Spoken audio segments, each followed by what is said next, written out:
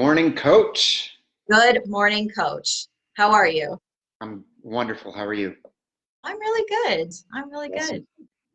No complaints. Coffee in hand. It's a beautiful day today. Incredible. Incredible. I was thinking about doing this outside, but it might get a little noisy. So, and I know you're super passionate about this subject, as am I. Uh, hmm and this is an interesting one. It is super interesting to talk about. So you want to kick it off? What do you got? So I wanted to talk about this particular topic today because, over my 10-year career and even in my own personal life, but more so recently, we've had some clients join into our new cohort in the HOP90. And I've been hearing this reoccurring theme, and I wanted to make sure that we talked about it because this is a real thing that I think a lot of people will be able to resonate with. So let's paint the picture.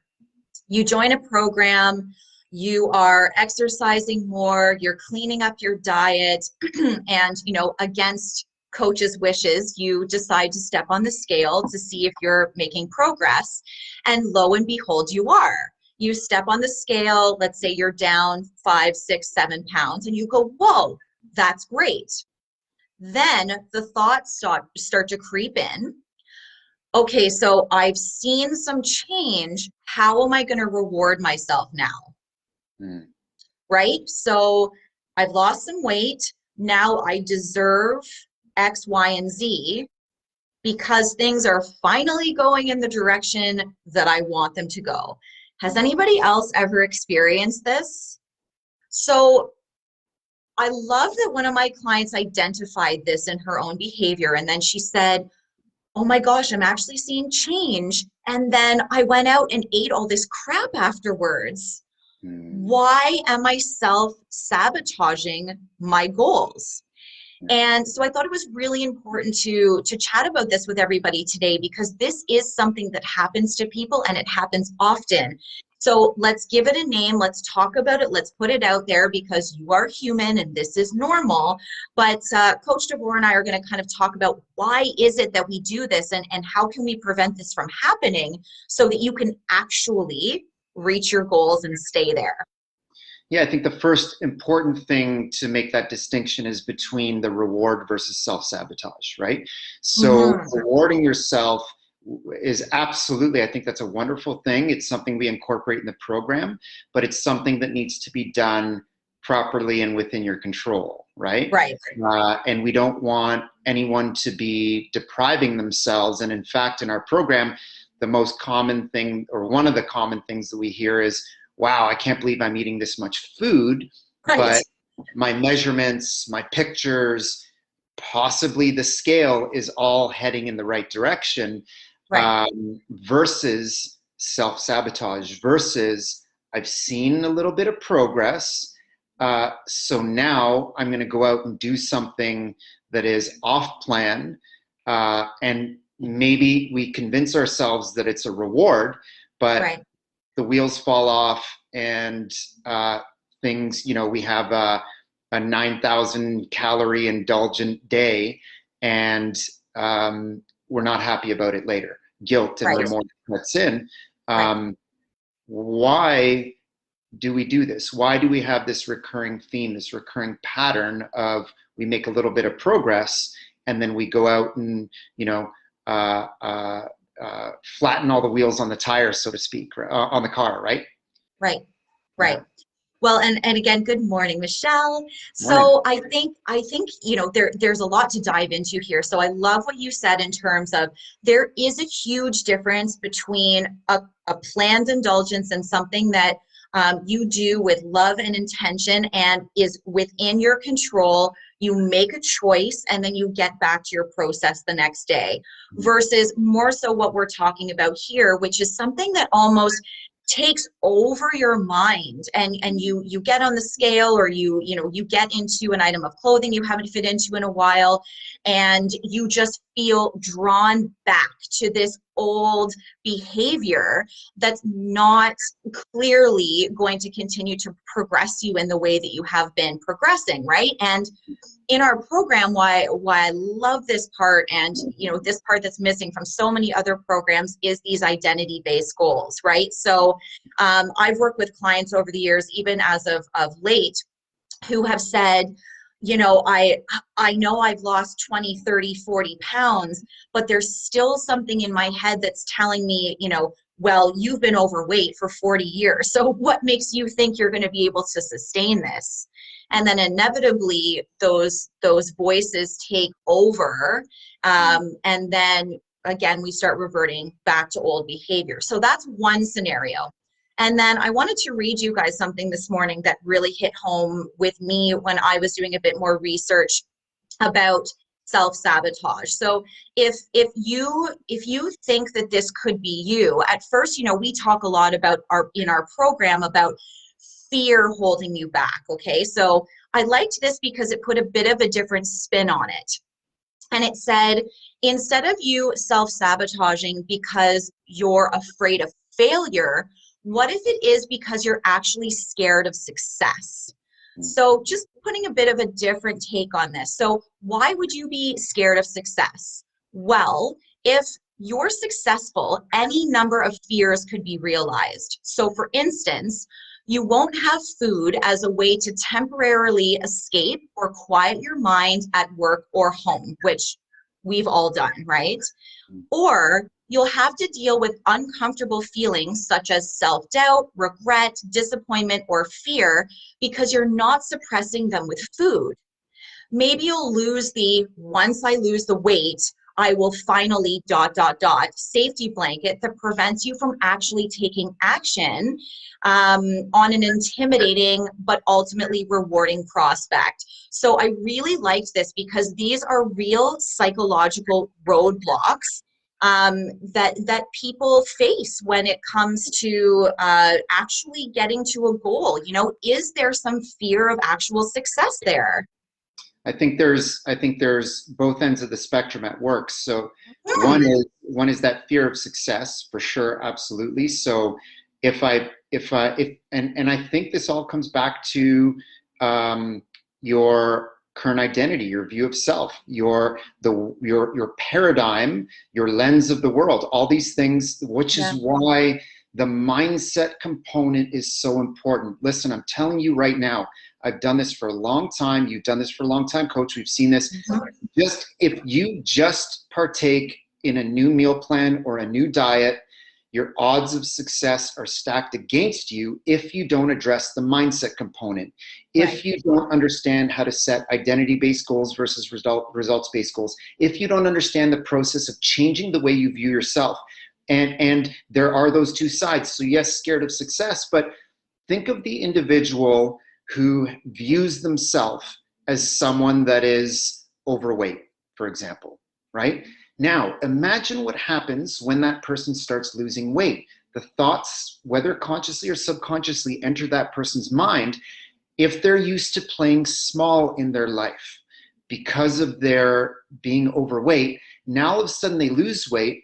Imagine the attention they might get, and that's very scary. They might have people saying, whoa, what have you been doing? And draw attention to them in a crowd, attention that they're not used to, attention that they don't necessarily want. Now, what's even worse, now that you have the attention, what happens if you fail? What happens if you start heading back in the other direction? What happens if you can't stick to this weight loss and you can't continue this progress? The next time you see those individuals, it's not going to be, hey, what have you been doing? You look great. It's, oh, what happened? You failed, right? The idea of failure and the idea of success can both be hindering your desire. And this is all happening subconsciously, right? Now you layer in all the physiologic and psychological things you have working against you. The dopamine effect, which we talk about in the program a lot. If you have low serotonin levels and you're craving that dopamine from food, and like you mentioned, that food becomes a safety blanket. Right. So the stress from work, you come home and you indulge in that dopamine feeding food-like hyperpalatable substance, it gives you comfort. Right. And the idea that you have to give that up in some way, that you won't have that comfort to run to, is very scary. There's a lot of factors that are working against you here. There is. Right. Right. Right? The odds Absolutely. are against you. They are. Yep. Right? Yep. Good morning, Coach D. And I love what Mo said here. So when you become successful, you lose your excuses. That's exactly what I'm talking about, right? So there is a fear of losing those excuses, right? Once you get there, well, what am I going to say is my excuse anymore? And I think that that in itself, fear of success and fear of failure, just like you said, are just so all encompassing, right? So that's why it is so important. I can tell you, this particular client of mine that inspired this conversation, the reason she was able to bounce back, unlike in years past, was because she's working on creating her new identity and she had a support network. So the first thing she did was reach out to her coach and say, I was seeing results, and then I did this, and why would I do that? And I think I'm self-sabotaging. And the first thing that I knew that I needed to do was reach out to you and let you know what was going on and chat about it so that she could get it off of her conscience and let the guilt go and just get back to work, which is what we say in the program all the time. You're going to bounce off rhythm, but the factor that's going to separate you from being successful or not being successful is not how perfect you are. It's how quickly you bounce back. It's how over time you work really hard on spending less time ruminating and less time in that, oh, woe is me, I made this bad choice, which is going to go from one bad healthy decision to a whole month or a whole year. It's the oops, oh well, I'm going to reach out to my coach, we're going to work through it, and then I'm going to get back to my process. And that's exactly what she did. She journaled about it, she reached out for help. We, as you say in the program all the time, awareness in and of itself is transformational. So she was aware of it. She sat in it and leaned into those feelings of guilt for a very short period of time. And I can tell you, she's right back on plan. Hey, awareness can be very uncomfortable, right? We don't want to acknowledge, like Mo says, we don't want to acknowledge that we're just making excuses. And that's where the value of a coach comes into play. That's why I have a coach. I have multiple coaches. You have coaches. We all do, because they're there to help us to create awareness. Because sometimes we want to avoid that because awareness can be uncomfortable. To say, hey, it's an excuse. Let's just acknowledge that what you said there is an excuse. So for example, I don't allow any of my clients to say I didn't have time for that. They're just not allowed to say that. And it's an uncomfortable thing to say, I didn't make that a priority today. I had this conversation with multiple clients over the last few days where we coach them. One of our things in the program is multiple short walks throughout the day. Super important. Very effective at upregulating insulin sensitivity, glucose metabolism, all these things. And when someone says to me, hey, I just didn't have time to go for 3 5-minute walks today, I go, excuse me, let's change our language. I didn't make my walks a priority today. Right? Because if you don't have 5 minutes to go for a walk, maybe we need to take a look at where you're spending your time during the day. Right? Yeah. Then we catch you on social media and you're in real trouble. It's not about judgment or guilt. It's just about creating awareness. And like you said, awareness in and of itself can be transformational. It's like, hey, do you realize you're carrying around a 50-pound bag of rocks with you? Why don't you set the bag down so that we can make your journey a little lighter? Right. And that's what awareness is. And we love to lie to ourselves. Yes, we do. That's the first person, absolutely all the time, right? and to have someone with a second set of eyes with love and intention and coming from a good place to create that awareness for you, in my opinion, is invaluable. Absolutely. Right? And I think what's an important point to get across here too is that this isn't going to happen overnight. You know, like let's say, for example, you become one of our clients and you start learning the lessons, you figure out what your process is, you get your custom meal plan template, you get all the foods, you protect your environment, and things are going really, really well. Inevitably, there's going to be a bump in the road, and you're going to feel, you know, whoa, I was doing so well and now I'm not. And there's going to be that temporary, oh no, here comes this old me coming back in. Why can't things just work out? Blah, blah, blah, blah, blah, right? We've all been there. But I think we said this on our graduates call last week, where, you know, you may fail at something 10,000 times before you get it right, but it's all about the journey. And my clients and our team know this about me, but I am definitely one of those people that has to relentlessly protect my environment from things like suboptimal foods and alcohol. So I don't have a liquor cabinet. I don't have, you know, a junk food cupboard, because I know myself so well that if I allow those foods to come into the house, I have been in health and fitness for over 10 years. 10 years. I journal. I am in control. You know, all the things that we help people become, you know, in our program. But even after 10 years, I still have to relentlessly protect my environment, because in that 10-year period of time, I have most definitely brought, let's say, for example, a bottle of red wine into my house and said, oh, you know, I'm just going to have a 5-ounce glass tonight, and then I won't have another glass until next week. Yeah, right. Doesn't work in my household.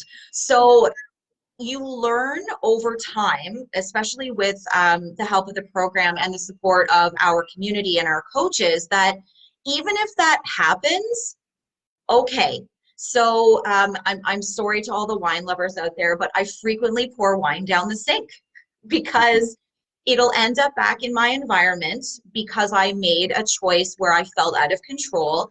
And then the next day I wake up and I go, well, if it stays in the house, I'm going to drink it. So down the sink it goes. I don't buy expensive wine, don't worry. So, you know, again, it's not about being perfect. It's not about making the decision that you want to be the best version of yourself. You want to be the person you admire, and then you never make mistakes. It's not about that.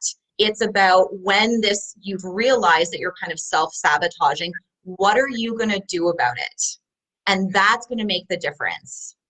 And ultimately, it comes down, this is why mindset is such a huge component of our program.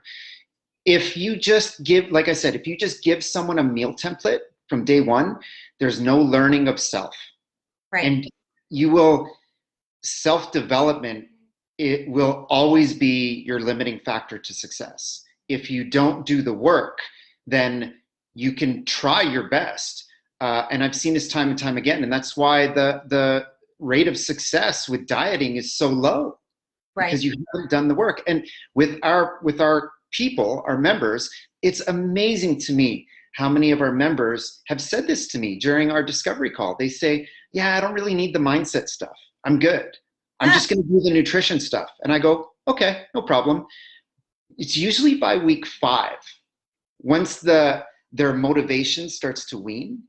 And then I have that same conversation with almost everyone, and they go, oh, now I understand why this is so important. This is the difference between doing a short-term diet versus creating long-term sustainable change that feels natural. Right. How many people have gone on a diet and felt like the entire time they were swimming upstream? They were swimming against the current. Oh, yeah. It felt like work. It felt like, oh, I can't wait till I'm done this. Yeah. Versus our members who almost all of them say, this is just me now. Right. I'm never going back to eating I couldn't imagine myself eating any other way. And then you layer in how good they feel as a Mhm. result. And that is such a powerful thing, to change your identity, to change your paradigm, to change your relationship with food, not Right. just change your meal plan, right? That's the major difference, Yeah. right? Darcy Yeah. says, me, with a whole bunch of exclamation marks. I love it. And Mo, hilarious joke. We were talking about wine, and he said it all goes to waste/waste. The Yeah. difference is in the spelling. I love that. Well, listen, we make excuses, right? We talked about this on the call the other day. We go to Costco and we somehow justify, well, I need the big bag of M&Ms because it's more cost effective. Right. Yeah, don't do that, right? Well, The and not a it's more, the cost to you and your health right. is far greater than the cost of buying a small bag that's going to portion control, right? Yeah. Don't bring that big bag into your house. It's not going to work, right? And have an honest conversation with yourself. If going to a place like Costco is too tempting for you, why are you going?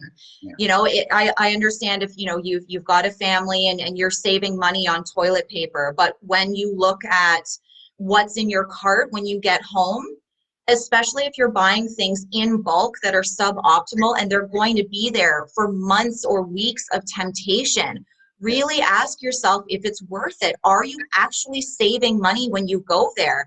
And even if you are you saving your health, or are you just opening yourself up to a whole bunch of temptation? That's why, I mean, I've had a Costco membership for over 2 years, and I think I went once and I bought a television, and it was a great deal. But, you know, I'd gone there so many times before and said, ooh, you know, giant bag of wine gums for $9.99, you know, it just brought my teeth. So be aware of those experiences as well and say, is this really serving me? One thing I wanted to bring up before we go, that I think a lot of our members, and I'm going to call out Marty and Alana here, have been really successful in with our program when we're relating it to the self-sabotage, is people feel like once they join a program, that's it. They've got to be all in or all off, right? And that's this black and white mentality. So I think where that kind of that fear of success comes in is, well, if I start eating this way and living this lifestyle, I'm never going to be able to eat the foods that I love ever again. And as much as I want to look this way and feel this way and set an example for my family, and I complain about this and my doctor says I should be afraid of that, people are so afraid of giving up the things that they love that, you know, they start a plan every 6 months or every year being like, okay, this is going to be different this time, something is going to change this time, but inevitably they think, well, if I'm successful, then I'm never going to be able to have X, Y, and Z again. So for anybody who that resonates with, I was that person. I definitely was that person. And I love using Marty and Alana here because, and I know they won't mind, they're good friends of mine, but they are a really prime example of a couple that when they're all in a program, man, and as everybody knows who is in their cohort, they put in 110%.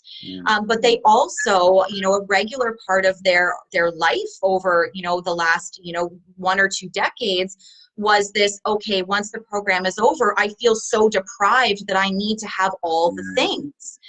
And our program truly helps people be okay in the gray. Anyone else who's an A-type personality, that is very, very challenging. But it is possible. It is so possible to eat close to nature, to consume health, healing, life, and goodness, to fall in love with movement, and still be able to eat pizza, to have the occasional glass of wine, to have a piece of cake, to bake things with your kids. And they're living proof of that. I mean, you know, we're not making it all about weight, but you know, they successfully lost 75 pounds together, and they're keeping it off. And it doesn't mean that it's perfect. They've had an anniversary, they've had birthdays, they've had trips in there, but they do what they need to do when they're feeling like they're getting off task. They reach out to their coach, they reach out to the Facebook community, they journal, they box breathe, and they get back to their process because they know what it is. And they're living this life where they don't feel like they have to give everything up in order to keep progressing. So if that is what's holding you back, if your fear of getting started is because you don't want to become successful because you're going to have to give up all of these things, it's simply not true. Do we need to scale back? Do we need to switch some things around and eat more of some things and less of other things? For sure. Absolutely. But you're not going to have to give up your whole life. It is really possible to be successful and not feel deprived. Absolutely. I love what Michelle points out here. Writing out your identity-based goal at the top of your shopping list. That way, it's a little hack, but if you're staring at that goal and you go to the checkout and you look at your list and you see your identity-based goal and you've got something in your cart that doesn't align yourself with your goal, you're more likely to put it back, less likely to bring it home, right? Right. And when you work on the mindset component, and the difference being that we hear our members say, I now feel in control. Yeah. And there's a big difference between having a planned indulgence and knowing what you're going to eat and having a defined beginning and end to that meal and being in control and eating it with intention, versus consuming foods that you know that aren't serving you and doing so out of remorse, or doing so and then feeling remorse and guilt about doing so, and eating it under a stressed condition because it's something that doesn't feel right, you shouldn't be doing, that isn't serving you. Right. That changes things. It's not just what you eat, it's how you eat as well, is a big factor that people don't understand, right? Right.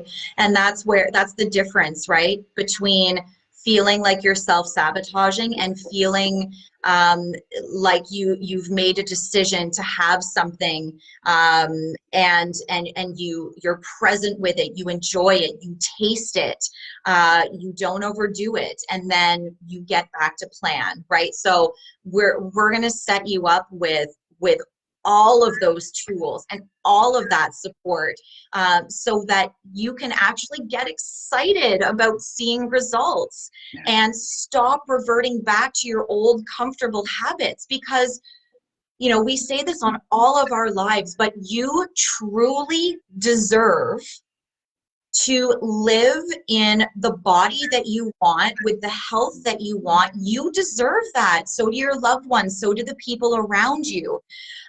So if any of this resonates with you, if you have those thoughts creeping in that says, well, I've been this way for, 30, 40, 50 years. What's the point? I've tried everything. I'm just going to fail, and I'm afraid of failing. And if I become successful, then I'm going to have to cut out all the things. And I don't want to do that either. Just take a breath. Best place to start, and know that there is help out there. There is a way to get onto the other side of this thing, even if this is who you believe that you truly are. It's not. You are capable of anything. You have everything within you to get on the other side of this thing, but we don't expect you to know where to start. We don't expect you to do it alone. So don't put an expectation on yourself either. Incredible, Coach. I love it. Listen, we're at 9 o'clock. Let's wrap it up. We are. Let's wrap it up. But our next cohort kicks off soon. So if you're interested, there's time. There's still spaces available. We kick off on Saturday, June 26th. So a week and a bit from now. So if you have any questions about the program or any of this resonated with you, our current cohort, I just had a chat with a couple of our members yesterday, and the pictures are improving, and they're really just getting started. Our one member yesterday, how were we, 2.5 weeks in? Yes. Down 16.5 pounds. Woo! Yeah. Awesome. Incredible. Yeah. That's inflammation right there, everybody. Bye-bye. Reach out, let us know, drop us a note, go to the website, book a free call with us.